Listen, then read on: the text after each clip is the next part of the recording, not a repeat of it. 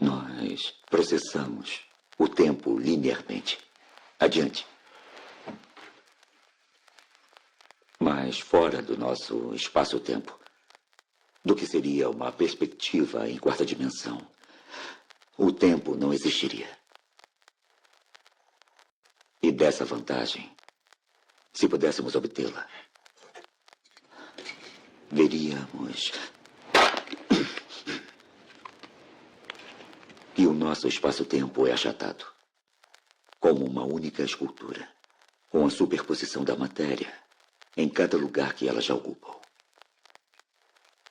A nossa senciência circula através das nossas vidas como num circuito de corrida.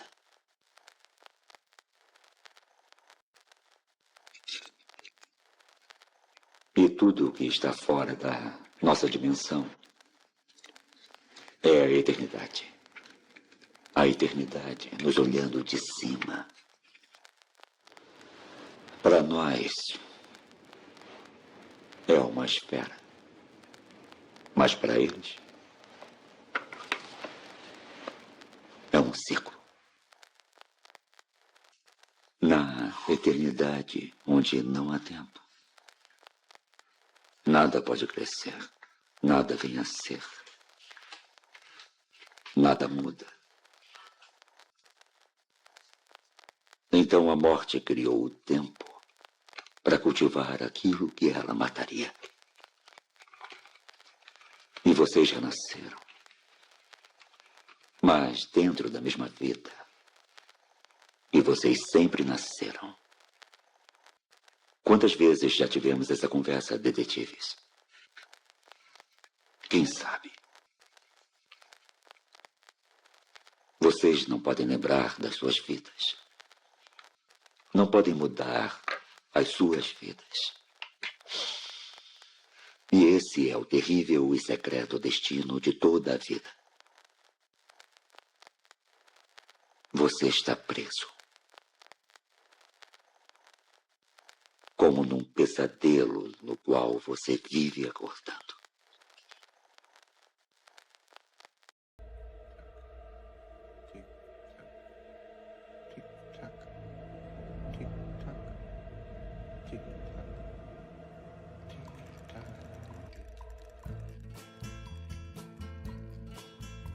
Rust teve seu casamento arrasado pela morte de sua filha.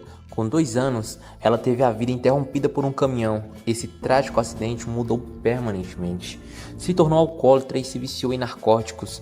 Entrou para a criminalidade e só saiu dela quando foi preso pelo assassinato de um drogado que injetava metanfetamina em sua própria filha. No lugar de ir para a prisão, Rust cumpriu a pena servindo como policial disfarçado em grupos de narcotraficantes por 4 anos. Chloe matou 3 membros do quartel e foi baleado 3 vezes.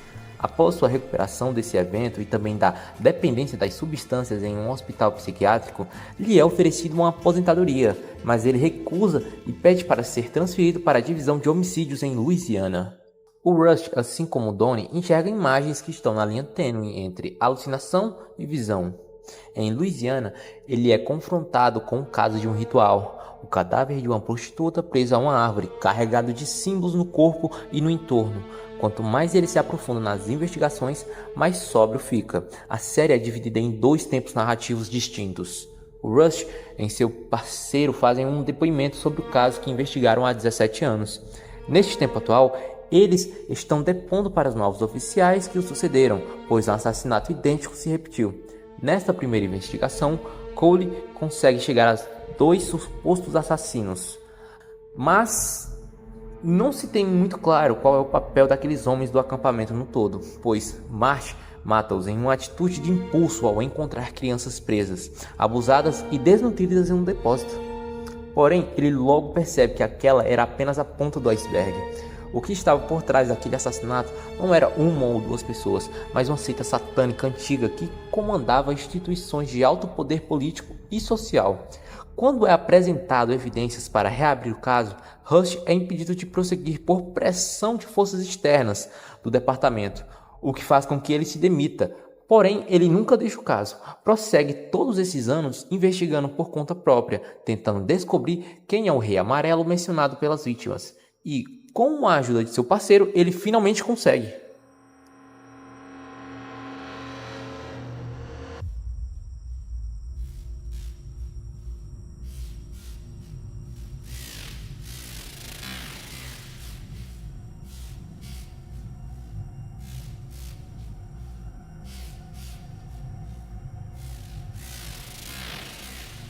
Em confronto com Errol Childers, o descendente de uma poderosa família do estado que vive em uma propriedade isolada e trabalha como zelador em escolas, Rust é esfaqueado e tem uma experiência de quase morte.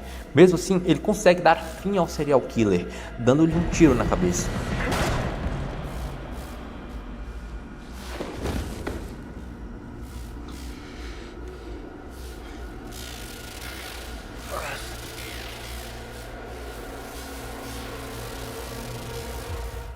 Nós declaramos guerra ao tempo.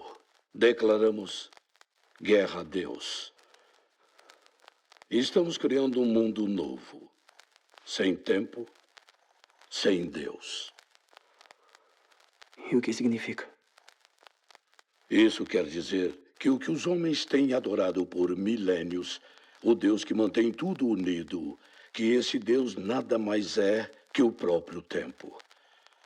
Não uma entidade que pensa e age, mas a lei física com a qual se pode barganhar tão pouco quanto o próprio destino. Deus é o tempo. E o tempo não tem misericórdia. Nós nascemos e a nossa vida já está correndo como os grãos nessa ampulheta. A morte está sempre na nossa frente. Nosso destino não é nada além de uma cadeia de causa e consequência. Na luz e na sombra.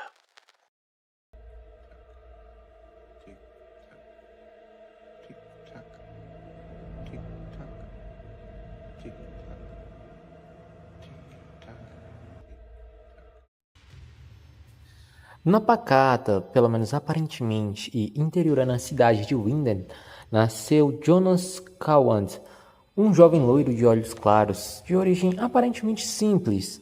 Apenas aparente, mesmo porque, puta que pariu. Para explicar a origem desse personagem, teremos que retornar ao ano de 1971. Nesta data, Tanhaus, o relojoeiro da cidade, perdeu a filha, a nora e a neta em um acidente de carro. Essa tragédia fez com que ele criasse uma máquina do tempo para tentar mudar o passado. Só que, ao invés disso, ele criou uma ruptura no espaço-tempo que originou um nó temporal entre dois mundos espelhados. Isso quer dizer, viagens no tempo, infinitos paradoxos, apocalipse causado por usina nuclear, uma árvore genealógica de incesto familiar. Guarde bem esse evento, pois vamos voltar nele adiante. Antes de nos aprofundarmos mais no iceberg, vamos retornar para a ponta. Jonas é filho de Hannah, a personagem mais detestável da série. O Satanás da saia, ela tem uma obsessão doentia no Ulrich desde a adolescência, que se estende para a vida adulta. Quando ele é casado e pai de 3 filhos, os dois começam a ter um caso na noite em que o pai de Jonas se churrasca. Os 3 filhos de Ulrich Nilsson são Magnus, esse é irrelevante, 80% das cenas em que eles aparecem são de fornicação. Marta, Jonas namorava ela até o pai dele morrer. Depois disso, ele foi para uma clínica psiquiátrica e quando voltou, ela estava com Bartos, seu melhor amigo. E o terceiro filho, Mikkel, que fica preso no passado e vem a se tornar o pai de Jonas? Sim, ele se relaciona com a tia dele. Calma que pode ficar pior. Existe uma versão dela em um mundo espelhado que gera um filho nessa versão espelhada e esse filho dá origem à família de Nielsen. Além de tia, ela também é bisneta dele. Aos 17 anos, Jonas viu seu mundo de aparências desmoronar, exposto a uma complexidade dimensional na qual lhe é atribuída uma responsabilidade messiânica: evitar o apocalipse de seu mundo. Essa jornada é guiada por mentores que o manipulam em prol de um interesse próprio oculto. Adam, sua versão do futuro, quer repetir o ciclo para que possa encontrar a origem e destruí-la, evitando que assim o ciclo se repita. Mas tudo que ele faz para evitar o ciclo, na realidade o reforça, porque o tempo é fechado e determinista. Quando Jonas volta para impedir o seu pai de se suicidar, levando as cartas que foram deixadas para ele no dia em que ele se foi, acaba que ele mesmo causa o suicídio, pois ele é quem o convence de que aquele ato era necessário para que as coisas ocorressem como deveriam, para Jonas cumprir a sua própria missão, romper o ciclo. O mesmo acontece quando Adam mata a Marta para impedir que os filhos deles, que ele pensa ser a origem do ciclo, não nasça. Mas fazendo isso, na realidade, ele serve como um instrumento para que esse filho nasça, pois a Marta do mundo espelhado surge para Jonas justamente após esse evento. Aí fica a dúvida, se o Adam sabia que a origem estava na outra Marta e não naquela, por que ele a mata pensando que a destruiria a origem? A resposta é, ele não sabia, existem dois Jonas. O primeiro, que a motivação é evitar que a Marta do seu mundo morra.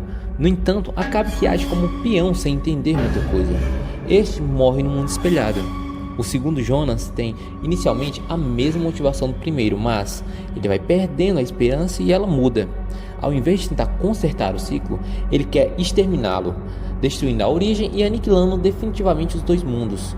Ele comete atrocidades para chegar aos seus fins, mata quem ama, ordena assassinatos infantis, manipula e mente para seus aliados. Uma colocação é importante, os dois Jonas são do mesmo mundo e têm a mesma vida. Os caminhos divergem em um único ponto da história.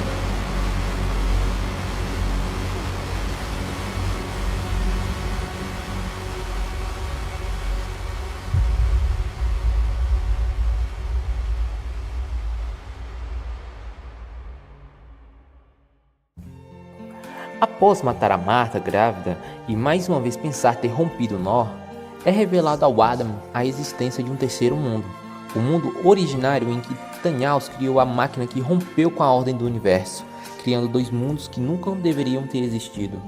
Para evitar a criação da máquina do tempo que origina os dois mundos, Jonas e Marta impedem que a família do relojoeiro morra em um acidente de carro, consecutivamente anulando a existência dos mesmos.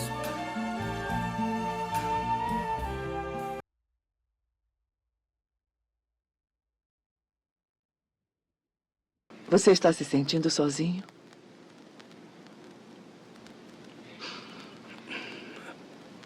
Eu não sei. Eu queria muito acreditar que não, mas é que... eu nunca vi nenhuma prova, então... eu não quero mais falar sobre isso, entende? É como eu posso passar minha vida toda vindo aqui, falando dos prós e contras, debatendo, e ainda assim não ter nenhuma prova. Então, eu não quero mais falar sobre isso. É absurdo. A busca por Deus é absurda? É se todo mundo morrer sozinho.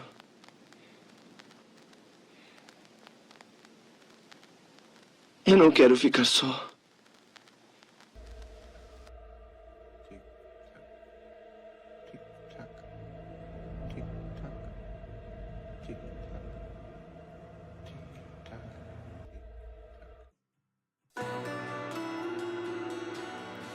A família de Donnie tem uma estrutura sólida, ao mesmo na forma aparente, os pais estão juntos, eles têm 3 filhos, 2 adolescentes e uma criança.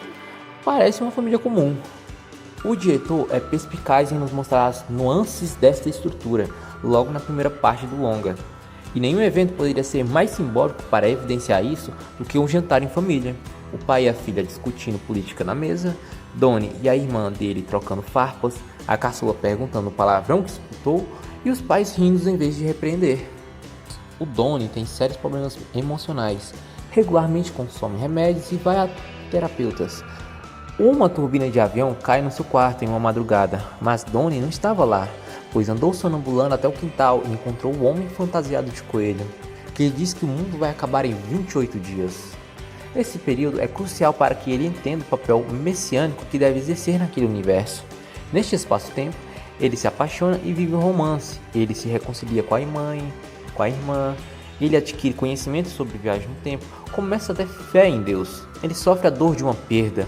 Esse homem vestido de coelho guia Donnie a inundar a escola, incendiar o galpão. Todos esses atos de destruição revestidos de um propósito. O primeiro é essencial para que ele conheça Gretchen. Também um ato simbólico de purificação daquele ambiente depravado.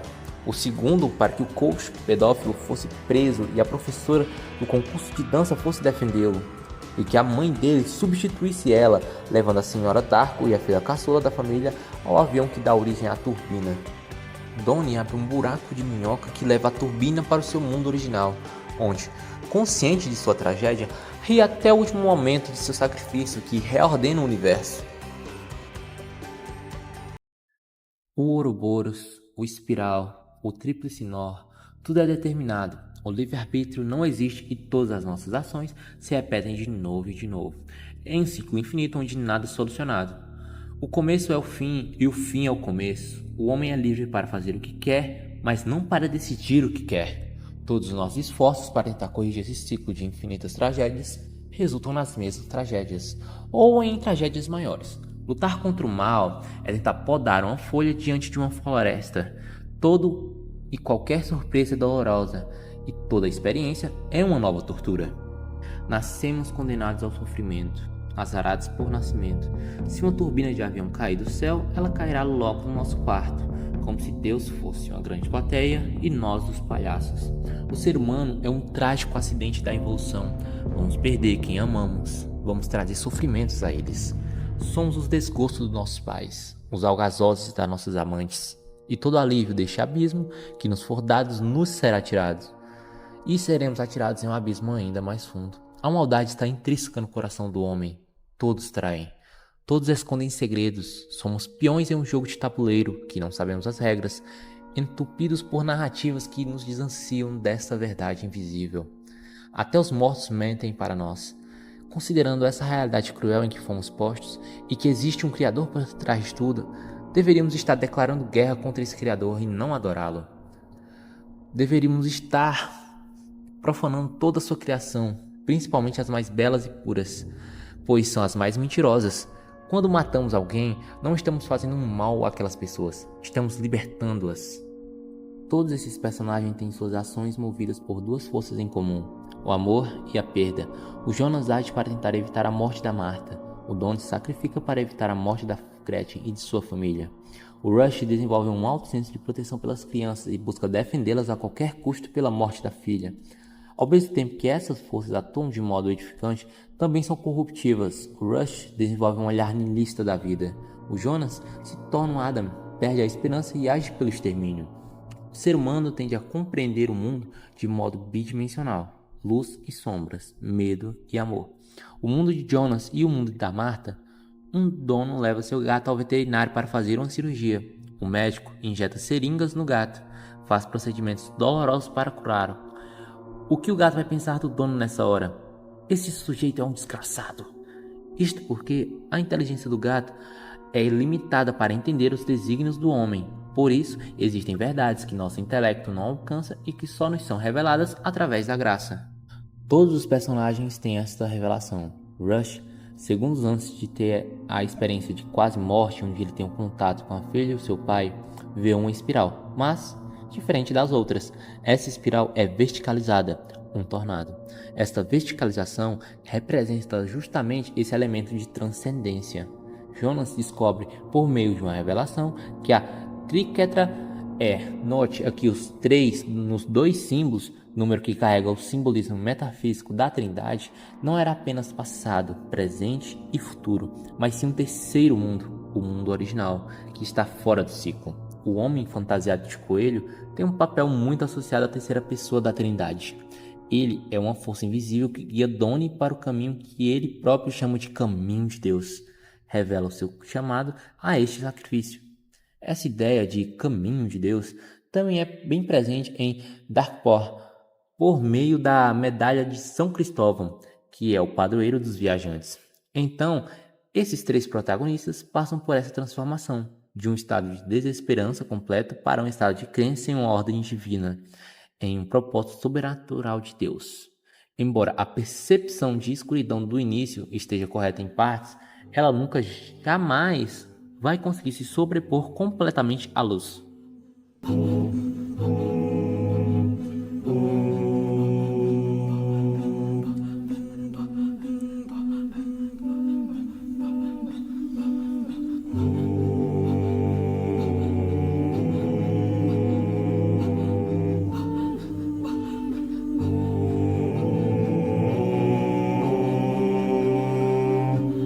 A gente fica perfeito junto.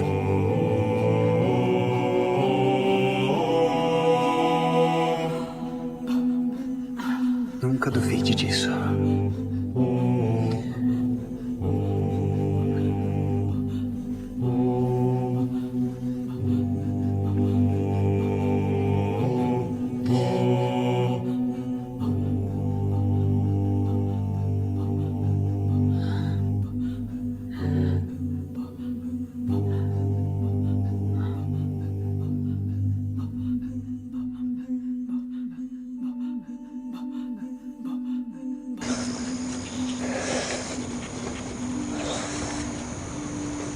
You know, you're looking at her on the sky thing. How's that? Well, once there was only dark. Let me ask, any lights went?